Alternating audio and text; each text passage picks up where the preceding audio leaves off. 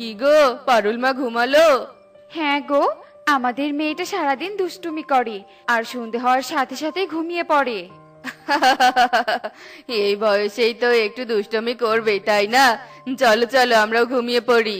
কবুতর সুখী পায়রা যেই না ঘুমোতে যাবে, ঠিক তখনই বাইরে থেকে কে যেন দরজা এসে ধাক্কাতে থাকে। এ কি, এই সময় আবার কে এলো? আর এত জোরেই বা দরজা ধাক্কাচ্ছে কেন? কে কে কে ভাবে দরজা ধাক্কাচ্ছ? কি হলো, কথা বলছো না কেন? বলতে না বলতেই হঠাৎ দরজাটা ভেঙে যায়, আর তখনই এক ভয়ঙ্কর ডাইনি ঘরের ভিতরে চলে যায়। আর ডাইনিকে দেখে কবুতর ও সুখী পায়রা অনেক ভয় পেয়ে যায়। ওরে বাবা, ডাইনি! ও গো, আমাদের ঘরে যে ডাইনি এসেছে! মেরো না, আমাদেরকে মেরো না। ডাইনিটা কারো কথায় কান না দিয়ে সোজা পারুলের দিকে চলে যায় আর পারুলকে নিয়ে সেখান থেকে চলে যায়। ও গো, ওই ডাইনি যে আমাদের মেয়েটাকে নিয়ে গেল। আমার মেয়ে পারুল! হায় হায় রে, এখন আমি কাকে নিয়ে বাঁচবো? ও গো, তুমি আমার সন্তানকে ফিরিয়ে আনো। সুখীর কান্না শুনে প্রতিবেশী টিও তোতা ছুটতে চলে আসে। কি হয়েছে সুখী, তোমরা দুজন এভাবে কাঁদছো কেন? এরপর কবুতর তাদের প্রতিবেশীদেরকে সব কথা খুলে বলে। এসব তোমরা কি বলছো? তার মানে বাচ্চা চোর ডাইনি বের হয়েছে? এক্ষুনি এই বনে সবাইকে সাবধান করে দিতে হবে। আহারে, এই মেয়েটার মুখটা কতটা মায়াবী! আমার বিছানায় শুয়ে কত সুখের নিদ্রায় গেছে মেয়েটা। আমার এই 2 তলা বাঁশের ঘর সব থাকলেও আমার সন্তানের অভাব ছিল। এখন এই 1 তলাতে আমার প্রথম সন্তান মানে এই মেয়েটা থাকবে, কিন্তু 2য় তলায় থাকার জন্য তো আরো একটা মেয়ে চাই। তার মানে কাল রাতে আরো একটা মেয়েকে ধরে আনতে হবে, তবেই আমার 2 তলা বাঁশের ঘর পূর্ণতা পাবে। এরপর দেখতে দেখতে সেই রাত কেটে যায়।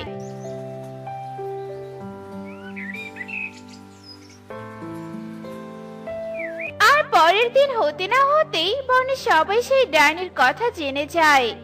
শোনো সবাই, এখন থেকে আমাদেরকে সাবধানে থাকতে হবে। আর তান্ত্রিক বাবা, আপনি এই কাজে আমাদেরকে সাহায্য করুন। আমি সব সময় তোদের পাশে আছি। আমরা সবাই আজ তোর বাড়ির আড়াল থেকে পাহারা দিব। আর একবার যদি সেই ডাইনিকে বন্দি করতে পারি, তবেই আমরা পারুলকে ফিরিয়ে আনতে পারবো। এরপর দেখতে দেখতে রাত হয়ে যায়।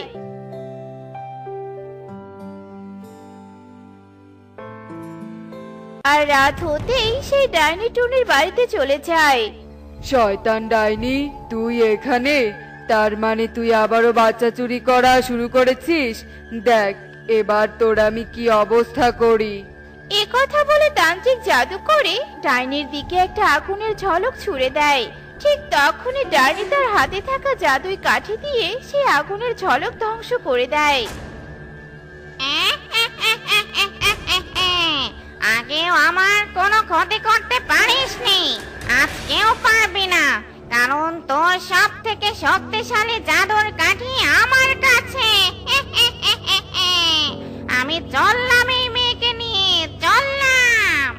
এই কথা বলে ডাইনি টুকিকে নিয়ে আকাশে উড়ে যায়। তান্ত্রিক বাবা, আপনি কিছু একটা করুন। আপনি আমার মেয়েটাকে বাঁচান। ও ছাড়া আমার যে আর কেউ নেই। আমার যে আর কিছুই করার নেই রে টুনি। আমার শক্তিশালী জাদুর কাঠিটা যে ডাইনির কবলে, আর যতক্ষণ ওই কাঠি ওর কাছে থাকবে ততক্ষণ আমরা কেউ ওর কোনো ক্ষতি করতে পারবো না। কিন্তু তান্ত্রিক বাবা, ওই ডাইনি আপনার শক্তিশালী জাদুর কাঠি কিভাবে পেল? অনেকদিন আগের কথা, আমার বনের এক মেয়ের খুব জ্বর হয়েছিল, আর তখন ওর মা আমাকে ডেকে পাঠিয়েছিল। ঠিক তখনই সেখানে ওই ডাইনি আসে আর তার মেয়েকে নিয়ে যেতে ধরে। বাঁচান তান্ত্রিক বাবা, বাঁচান! এই ডাইনির হাত থেকে আমার মেয়েকে বাঁচান, তা না হলে যে ওই ডাইনি আমার মেয়েকে নিয়ে চলে যাবে। বাঁচান তান্ত্রিক বাবা, বাঁচান! তোরা আমার পথ থেকে সরে যা বলছি, তা না হলে এক্ষুনি আমি তোর মেয়ের ঘাড় মটকাবো। তবে দেখ আমি তোর কি হাল করি। আপনি ওকে যেতে দিন তান্ত্রিক বাবা, তা না হলে যে ও আমার মেয়ের ঘাড় মটকে দিবে। আপনি ওকে যেতে দিন। আমাকে আমার কাজ করতে দে, ওকে যেতে দিলে ও তোর মেয়েকে ছাড়বে না। ওম নম শক্তি পরিত্রাও অশুভ শক্তি বিনাশিনী। যা শক্তিশালী কাঠি ডাইনির দিকে তেড়ে যা আর ডাইনিকে নিঃশেষ করে দে। সাবধান তান্ত্রিক। মা, আমাকে বাঁচাও মা, আমাকে বাঁচাও, আমার খুব লাগছে, বাঁচাও মা, আমাকে বাঁচাও। এরপর আমি যেই শক্তিশালী কাঠিটা ডাইনির দিকে ছুঁড়ে দিতে যাব, ঠিক তখনই সেই শালিক নামের মেয়েটি আমার কাজে বাধা দেয় আর আমার শক্তিশালী কাঠিটা ঘরের চালে গিয়ে লাগে। সাথে সাথেই পুরো ঘরে আগুন লেগে যায় আর তখনই সেই আগুনের কাঠ সেই বাচ্চা মেয়েটির শরীরে লেগে যায় আর বাচ্চা মেয়েটি আগুনে পুড়ে মারা যায়। আর তখনই ডাইনি সুযোগ খুঁজে আমার শক্তিশালী কাঠিটা নিয়ে পালিয়ে যায়। আর তখনই ওই বনের সবাই বাচ্চা মেয়েটির মৃত্যুর জন্য আমাকে দায়ী করে আর এজন্য আমি ওই বন ছেড়ে এই বনে চলে আসি। তবে কি আমরা আমাদের সন্তানদের আর কখনো ফিরে পাবো না? তোরা হতাশ হোস না, আমি একবার শেষ চেষ্টা করে দেখি, তোদের সন্তানদেরকে ফিরিয়ে আনার চেষ্টা করি। এর জন্য আমাকে একজনই সাহায্য করতে পারে আর সে হচ্ছে পরী। তবে আর দেরি না করে এক্ষুনি সেই পরীকে ডাকুন তান্ত্রিক বাবা, না জানি ওই ডাইনি আমাদের সন্তানদেরকে কত কষ্ট দিচ্ছে। এরপর তান্ত্রিক চোখ বন্ধ করে সেই পরীকে স্মরণ করে আর তখনই তান্ত্রিকের সামনে সেই পরী এসে উপস্থিত হয়। বলো তান্ত্রিক, আমাকে কেন ডেকেছো? তখন তান্ত্রিক পরীকে সব কথা খুলে বলে। সবই তো শুনলে পরী, এখন আমাদেরকে সেই ডাইনির কাছে নিয়ে চলো। তোমরা সবাই এই জাদুই মাদুরের ওপর উঠে বসো আর আমি তোমাদেরকে ডাইনির কাছে নিয়ে যাচ্ছি। এরপর পরী সবাইকে সাথে নিয়ে সেই ডাইনির বাড়ির সামনে চলে যায়। এটাই হলো ডাইনির ঘর। এসো, তোমরা সবাই চুপি চুপি আমার পেছন পেছন এসো। এই নে, এই দুধটুকু খেয়ে নে। আর শোন, আমাকে দেখে মোটেও ভয় পাবি না। আমি তোর কোনো ক্ষতি করব না। আর আজকে থেকে আমি তোর মা। না না, তুমি আমার মা হতে পারো না, তুমি তো একটা ডাইনি। ডাইনি মা আমার চাই না, চাই না।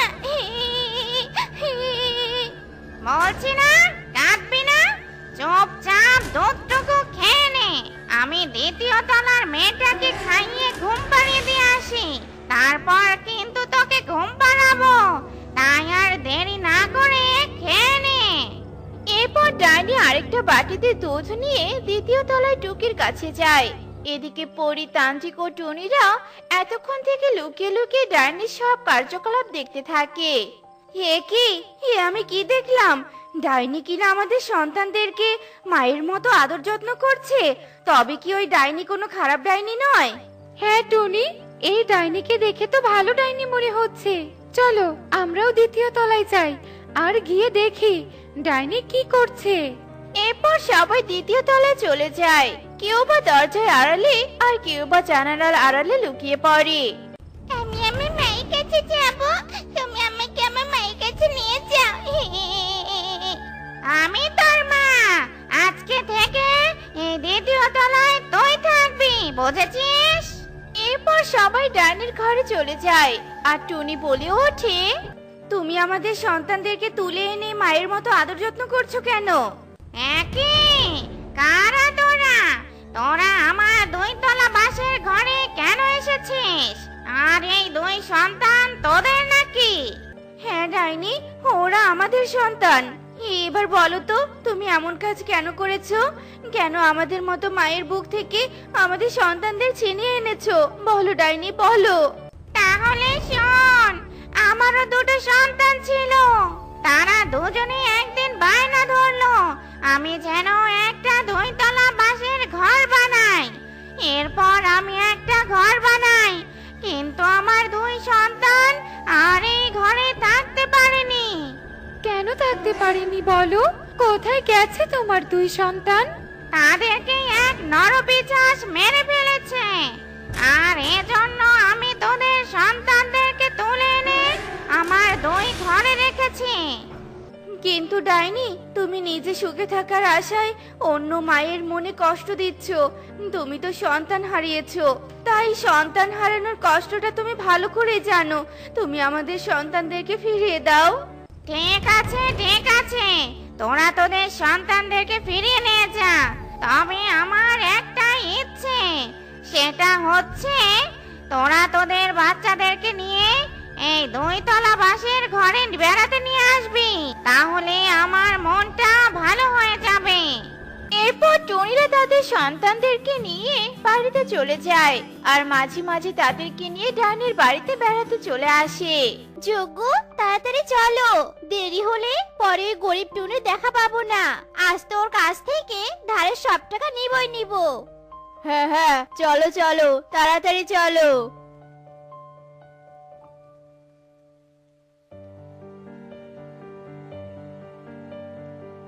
যজ্ঞ দাদা, দিদি, তোমরা এত সকালে আমার বাড়িতে? তা কিছু কি দরকার নাকি, বলো তো আমাকে। আমরা তোর মতো গরিবের কাছে সাহায্য চাইতে আসিনি, বুঝেছিস? আমরা আমাদের ধারের টাকা নিতে এসেছি। তোর স্বামী অসুস্থর সময় যে ধার করে নিয়েছিস সেই টাকা। ছোট লোক নির্লজ্জ, দে তাড়াতাড়ি দে আমাদের টাকা। দাদা দিদি, টোনার মৃত্যুর এখনো 1 মাস হয়নি, তার উপর আমি এখনো কোনো কাজ পাইনি। দয়া করে আমাকে আর কটা দিন সময় দাও, আমি কাজ পেলে আগে তোমাদের টাকাটাই পরিশোধ করে দিব। আর একটা দিনও সময় দিব না, এই বসে পড়লাম। আজকে টাকা নিয়ে তবেই যাব। তাড়াতাড়ি টাকা বের কর, নয়তো তোর খবর আছে বলে দিলাম। দাদা, বিশ্বাস করো, আমার কাছে কোনো টাকা নেই, ঘরে কোনো খাবারও নেই। দয়া করো দাদা, এমন নির্দয় হইও না।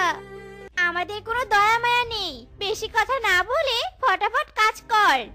কণিকা, এই গরিব টুনি সোজা কথার না, এর ঘরে অবশ্যই টাকা আছে। তুমি এর ঘরটা খুঁজে দেখো তো।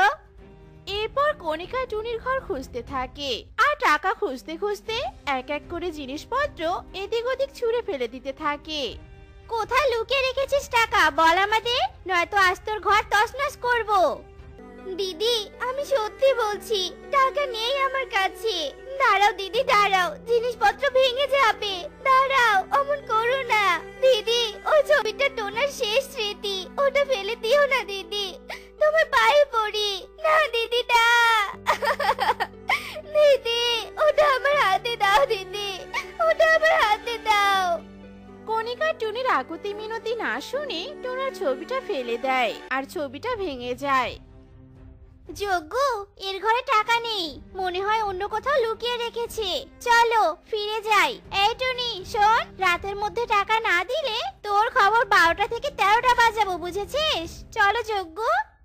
এরপর যজ্ঞ আর কণিকা বাড়িতে ফিরে যায়, আর টুনি টোনার ভাঙা ছবির পাশে বসে কান্না করতে থাকে। টোনা, এই কষ্ট আর আমার সহ্য হচ্ছে না টোনা। টোনা, তোমার কাছে আমাদের নিয়ে চলো টোনা।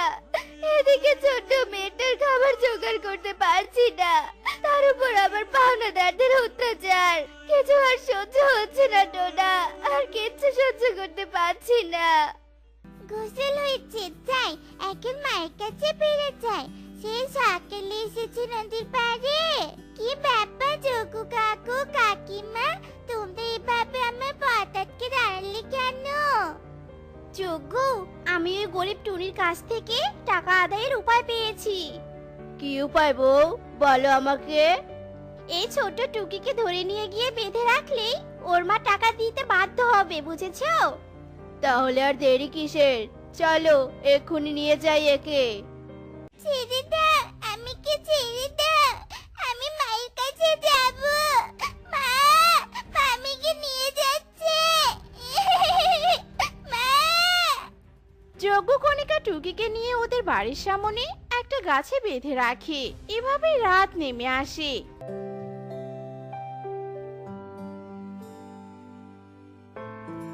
এদিকে টুনি তার মেয়ে টুকিকে পুরো বনে খুঁজতে থাকে।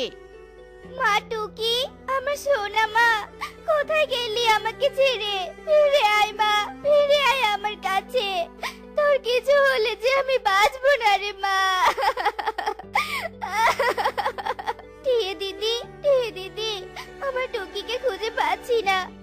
আমার টুকিকে দেখেছো? আরে তোর টুকিকে তো ওই পাজি দুই কাক ধরে নিয়ে গেছে। টুকি তখন চিৎকার করে সাহায্য চাইছিল আর তোকে ডাকছিল। আমার অনেক মায়া হচ্ছিল জানিস, কিন্তু ওই পাজি দুই কাক আমার কাছে টাকা পায়, তাই আমি ওকে সাহায্য করতে পারিনি। আমাকে ক্ষমা করে দিস বোন। আমি এক্ষুনি যাচ্ছি আমার টুকি মাকে ফিরিয়ে আনতে। দাদা দিদি, তোমরা তো আমার কাছে টাকা পাও, তাহলে কেন আমার মেয়েটাকে ধরে রেখেছো? ছেড়ে দাও ওকে, ওর যে কষ্ট হচ্ছে। টাকা দিলে ওকে ছেড়ে দিব, আর টাকা না দিলে ওকে এভাবে বেঁধে রেখে মেরে ফেলবো, বুঝেছিস? মা, আমাকে মুক্ত করো, আমার কষ্ট হচ্ছে, আমার লাগছে। দাদা, তোমাদের টাকা চাই তাই তো? আমি টাকার পরিবর্তে আমার ঘরটা তোমাদের লিখে দিব। তোমরা এখন আমার মেয়েটাকে ছেড়ে দাও। কালকে আমার কাছে দলিল নিয়ে এসো, আমি স্বাক্ষর করে দিব। দয়া করো দাদা, দয়া করো দিদি। টুনির কথায় যজ্ঞ আর কণিকার লোভ হয়, আর ওরা টুকিকে ছেড়ে দেয়। টুনি আর টুকি রাতের আধারে পাড়ের দিকে উঠতে থাকে, আর উঠতে উঠতে নদীর পাড়ে এসে দাঁড়ায়। কি ব্যাপার মা, এখানে দাঁড়ালে কেন? কি হয়েছে, বাড়ি যাবে না নাকি? বাড়ি গিয়ে কি করবো রে মা? কালকে তো ওই বাড়িটাই কাকের নামে লিখে দিতে হবে, আর তারপর পথে নামতে হবে। এর চেয়ে ভালো আজ থেকে নদীর পাড়ে থাকতে শুরু করি। সৃষ্টিকর্তা আমাদের কপালে সুখ লিখে নি রে মা। আমার তো এখন আর বাঁচতে ইচ্ছে করছে না। টুনি অনেক কান্না করে, আর টুনির কান্নার আওয়াজ শুনে নদী থেকে জলপরি উঠে আসে আর বলতে থাকে, কি ব্যাপার পাখিরা, তোমরা কাঁদছো কেন? কি হয়েছে তোমাদের, আমাকে বলো। আমরা আর বাঁচতে চাই না। তুমি যদি ভূত হয়ে থাকো তাহলে এক্ষুনি আমাদের মেরে ফেলো দয়া করে। আমি ভূত নই, আমি হলাম জলপরি। বলো কি হয়েছে, আর কেনই বা তোমরা মরতে চাও? এরপর টুনি জলপরীকে সব ঘটনা খুলে বলে। সব শুনে জলপরী বলে, সত্যি তোমাদের অনেক দুঃখ। তোমাদের দুঃখের কথা শুনে আমারই কান্না পাচ্ছে। তোমরা আর কেঁদো না, শান্ত হও, আমি তোমাদের সাহায্য করব। এই বলে জলপরী একটা সোনার কাঠি দেয় টুনিকে, আর বলতে থাকে, এই সোনার কাঠিটা জাদুই, একে তুমি যাই বলবে তাই করবে। এর কাছে যা চাইবে তাই দিবে। এই লাঠি শুধুমাত্র তোমার কথাই শুনবে। যাও এবার বাড়িতে যাও। টুনি জলপরীকে ধন্যবাদ দিয়ে সোনার কাঠি নিয়ে বাড়িতে আসে, আর সোনার কাঠিকে বলে, সোনার কাঠি, আমাকে কিছু টাকা দাও, যাতে সে টাকা দিয়ে আমি যজ্ঞ কাকে টাকা পরিশোধ করতে পারি আর নিজের সংসার চালাতে পারি। টুনি এই কথা বলার সাথে সাথেই সোনার কাঠি অনেকগুলো টাকা প্রকট করে, আর টাকা দেখে টুনি খুশি হয়ে যায়। টুনি টাকাগুলো তার আলমারিতে তুলে রাখে।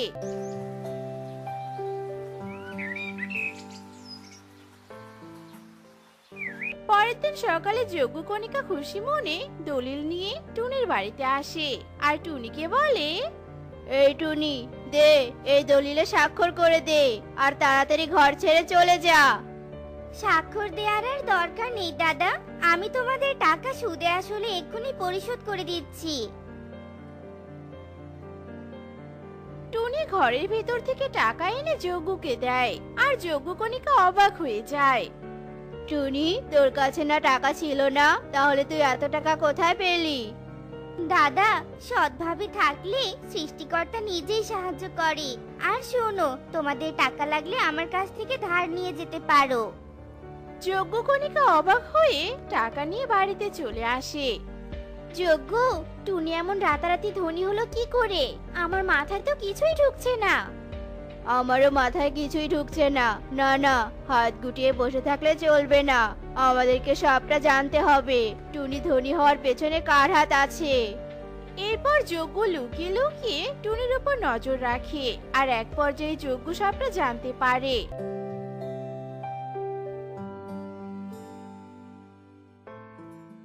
একদিন রাতে যজ্ঞ আর কণিকা টুনির বাড়ির দিকে ওড়ে, আর বলতে থাকে, আমার অনেক খুশি লাগছে যজ্ঞ, আজ আমরা ওই সোনার কাঠি চুরি করে রাতারাতি ধনী হব। বেশি কথা না বলে তাড়াতাড়ি চলো। যজ্ঞ কণিকা চুপি চুপি টুনির ঘরে প্রবেশ করে, আর ওরা যে সোনার কাঠিতে হাত দেয় ঠিক তখনই টুনির ঘুম ভেঙে যায়। টুনি ঘরে লাইট জ্বালিয়ে যজ্ঞ আর কণিকার হাতে সোনার কাঠি দেখতে পায় আর ভীষণ রেগে যায়। পাজি কাকের দল, তোদের সাহস তো কম নয়। আমার ঘরে প্রবেশ করে আমার সোনার কাঠি চুরি করা হচ্ছে। দাঁড়া, তোদের আজ উচিত শিক্ষা দিব। সোনার কাঠি পাজি কাকদের লাঠি দিয়ে মারো, মেরে চামড়া তুলে ফেলো। টুনির কথা বলার সাথে সাথে সোনার কাঠি জাদু করে দুটো লাঠি প্রকট করে আর লাঠি দুটো হাওয়ায় ভেসে যজ্ঞ আর কণিকাকে মারতে থাকে। ওরে বাবা রে, ওরে মারে, মরে গেলাম রে, মরে গেলাম। এই লাঠি থাম, আমাদের পেট বস্তা নয় যে ইচ্ছে মতো মারছিস। কণিকা, লাঠি থামবে না, চলো পালাই। এরপর যজ্ঞ আর কণিকা পালিয়ে যায়। এরপর থেকে টুনি বেশ সুখে বাস করতে থাকে। তো বন্ধুরা, আমাদের আজকের গল্পটি তোমাদের কাছে কেমন লেগেছে তা কমেন্টে জানাতে ভুলো না কিন্তু।